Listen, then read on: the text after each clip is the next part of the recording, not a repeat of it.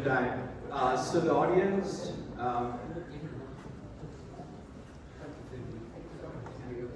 so please use the QR code to submit your surveys. Regarding the team, Team Workshop Mango Tree. Girish, we have people within our charter membership who are in that fast food industry, as well as in the who've done Indian restaurants. So let's connect them with them, and same thing for the professor. We have people in this hospitality industry specifically who have both fast food restaurants and Indian restaurants, so we can help them with that as well. And franchise as well. Oh, okay. So that's just how she does shine. Thank you so much. I apologize, audience. I know that we are a bit behind schedule. However, we'd like to add one more team present before we disperse for the networking break. The fourth team that will be presenting is Kapuri Group, all the way from UC Riverside. Kapuri Group is focused on Himalayan Blends, premium organic tea and coffees, and is crafted by the hand and by the heart. Please welcome Ms. Kapuri Heart.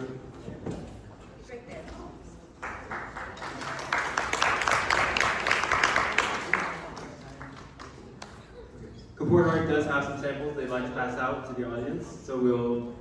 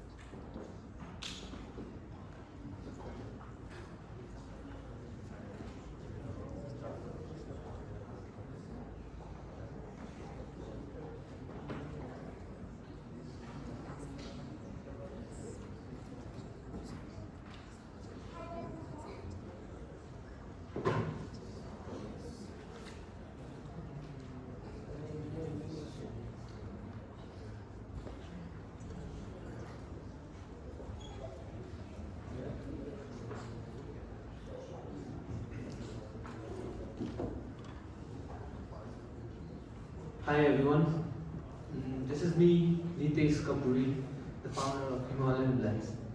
A very quick question to all of you. How many guys over here drink tea and coffee? Please raise your hand. Oh, nice. Okay.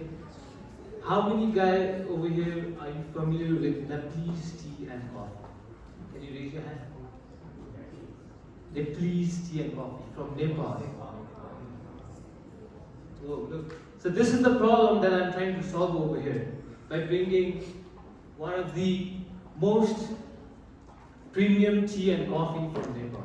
So this all started by, so last summer when I went back home, so to give you a little bit of background, so what happened is, in 2023, our tea won as World Best Tea Award in Las Vegas, in World Tea Expo. But when I went back home in summer and found out who was the one who won the award, what I found out was they have won an award, but no one is talking about them. They are already exporting. They are already exporting their tea and coffee, but no one is like giving them recognition and anything. So when I went in more depth, what I figured out is 95% of our tea and coffee are being exported to Asian market, but no one is talking about them. they are being white labeled, but no one is giving them recognition. No one is like, even though if you see the coffee, I don't know how much do you guys know about the coffee, but there is a cupping score in coffee. And if you see the cupping score of our coffee, it's more than 85 plus. That's known as specialty coffee if the score is more than 80, and we have 85 plus. So to go very quick, this is us, Himalayan Blends. We are here to promote our farmers who are working very hard over there and trying to give them recognition that they deserve. Not only that, we are here to introduce a different taste, different flavor to a people over here in US who are very unknown to this tea and coffee. This is something very different than what we have already tried in the market. And to give you a little bit, so we have 6 different types of tea, and it's grown in very high altitude. It is award-winning, as I've already told you. It's very low in caffeine, and we have partnered with one of our consultants who has experience in tea for more than 40 plus years. And we have, with our coffee, we have one coffee. We are into 2 different markets. We are into a green bean segment, and one we are into a roasted beans, where we roast our beans, we pack it under our packet and we sell it. And second, what we do is we tie up with specialty cafes. Don't get me wrong, not Starbucks, but specialty cafes. And we give them green beans and they roast themselves. They can pack it under their packet, and they have to, but while selling it, they have to mention Nepalese specialty coffee under their packet, and they have to mention our name. Because to give you a little bit on our brand, we are the only one who's importing Nepali coffee to the US market. And if you see, these are some of the competitors. If you look for the coffee, as I told, our coffee competitors are not like Starbucks or anything. We are competing with other countries' brand, like Panama Garcia. How many of you have heard of that? Ethiopian beans, like Guatemalan beans, like Mexican beans, which are very known in the market. We are competing with them. And if you see why we stand out is we are very rare origin. Our origins is very rare, and we are more transparent than other beans which are in the mass market. And if you look at our tea, we have our competitors. We have a Nepali brand too who is selling tea over here in the US. They are also doing pretty good in the New York. They are, if you see why we stand out in our tea is we are in a very premium segment and we are very rare. If you look at the other competitors, the Nepali competitors is the Nepal Tea Collectives, and they are also premium, but they are rare, but they are targeting more mass market than what we are trying to do. Yeah, that's why we stand out than them. So if you see what our plans for the next 6 months is, we are trying to partnership with roasters, 15 roasters in California. For the first 6 months, we are only trying to expand in California rather than trying to go all over the US.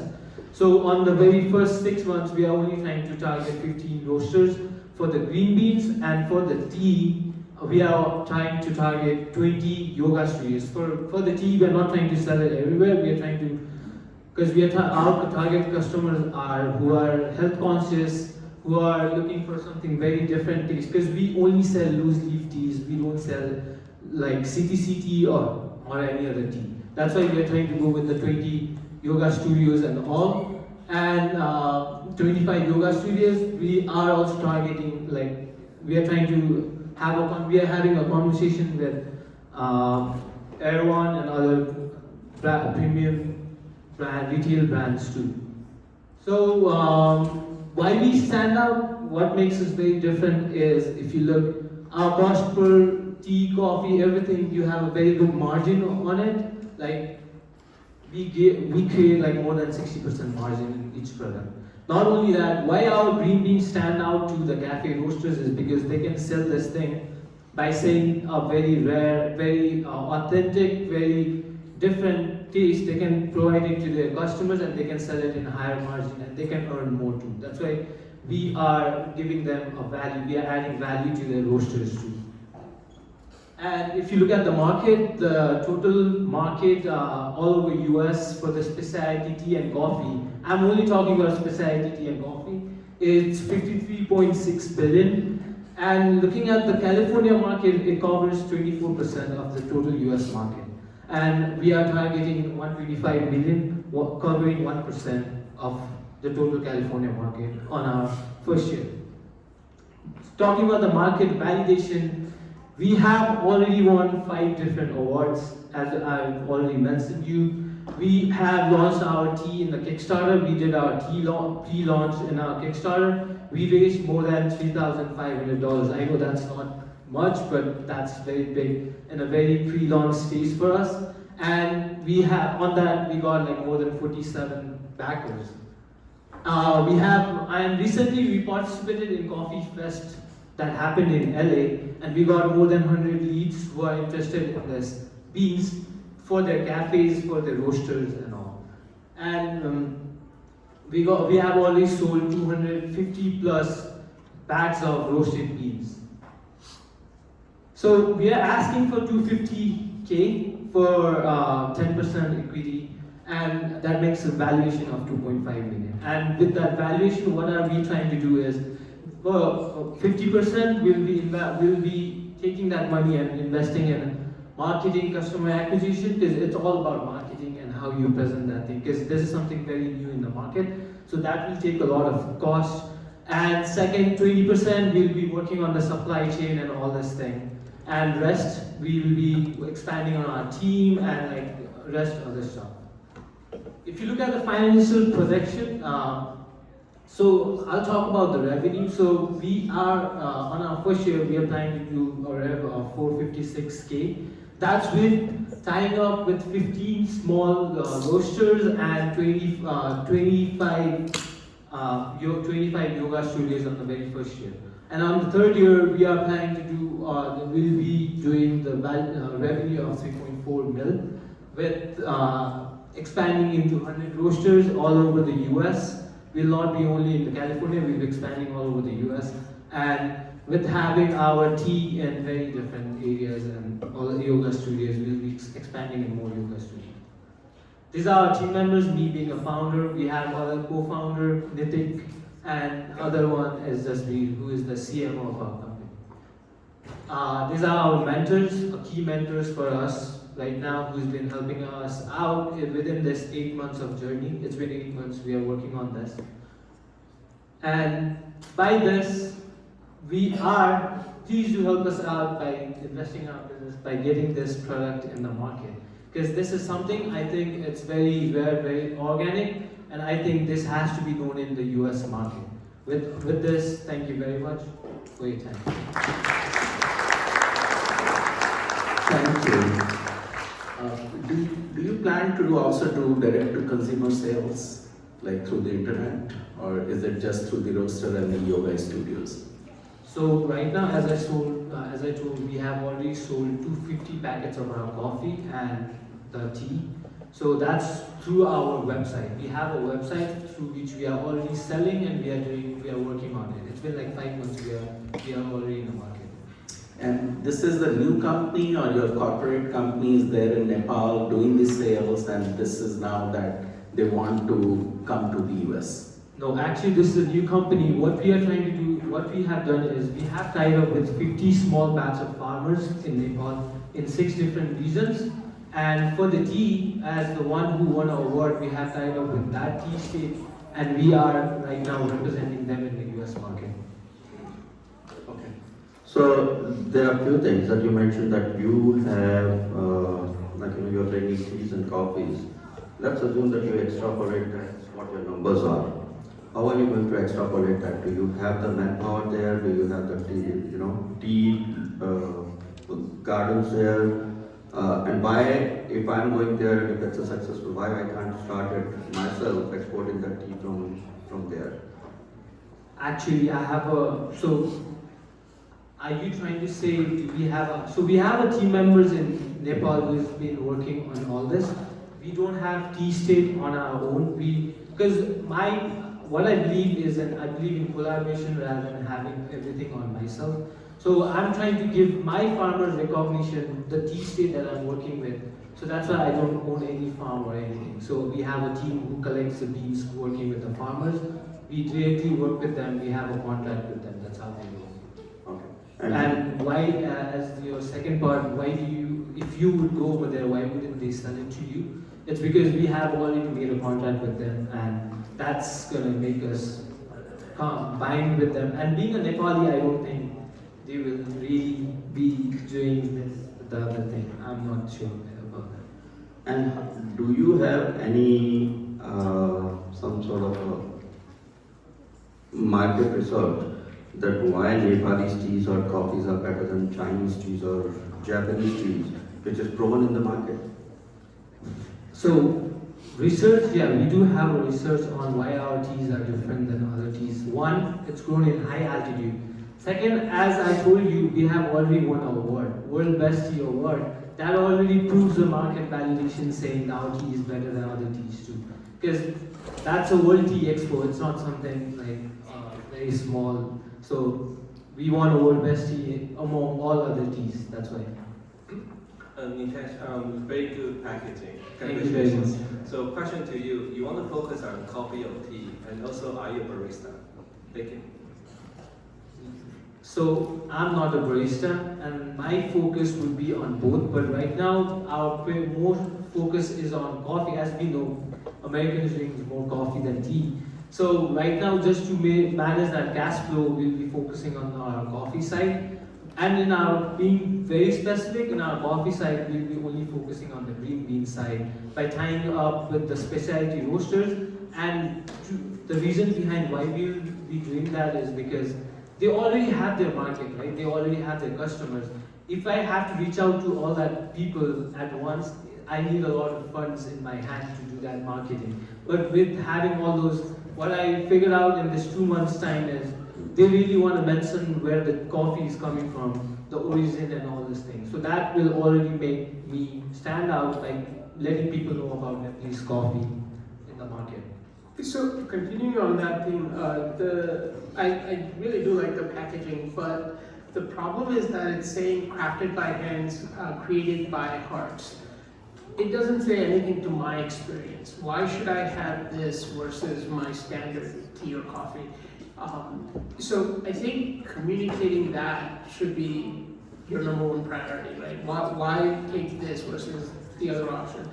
And by the way, your go-to-market strategy, I love the idea of going to yoga studios for the tea. I really wish you'd find something similar for the coffee instead of going to Whole Foods or some other distributor where you're one of 50 other options. Yeah, I mean for the coffee, we are not trying to go to the Whole Foods or anything straight away. We are trying to go with the specialty roasters as I already mentioned. That would be our first target. And once people know about Nepalese beans, then we'll be targeting, then we'll be selling directly through our websites, having an Air One and all this thing. That's the second step. But at first we'll be trying to get people know about specialty cafe roasters. We want them to know about it. One final question, judges. Yeah. So great presentation, and congrats on the award. I think by looking at this, I also have the same question as the judge Davo. The slogan is pretty generic. It doesn't really help you stand out on the story, even though you want a prestigious award. But based on what you mentioned, it seems like one thing that differentiates your and Chinese and Japanese tea is the extremely high altitude. And also Nepal has a kind of, doesn't have a really, people doesn't associate Nepal with the country origin of tea or coffee, but they kind of have a like happiest country in the world, right? And very pristine. And so that may be some marketing story you can focus on. So right now it's too generic, it doesn't really help you stand out. Actually, that's just a drip bag. That's on. This is our whole product to let you guys know. This is our tea. The coffee packet, that's a drip bag that we have. So that's why this is to target more people with mass who are looking for convenient. But as you look at our product, we are not targeting for convenient. We want people. We are trying to target people who really want to roast their own beans, who want to grind their own beans. So that's our target. But this is for more convenient. So that's why I think. So just on the award, because I look up, seems to be a very prestigious award, right? So then, what was your uniqueness that helped you stand out in the award? The taste. The taste was very different than what they had already tried over there in the competition. Not only that, like the health benefits behind that, and one other thing, they see the farm and all that thing. It's not only based on taste or anything. They came over there to Nepal to inspect that farm and all this thing, and they found out that's organic and it's organic certified. That's why we won an award. It's not only through taste or not just taste plays a very different, very primary role. That's why I'm talking more about taste than other things. Yeah. I'm sorry, judges, that's all the time that we have now. Thank you, Belzami.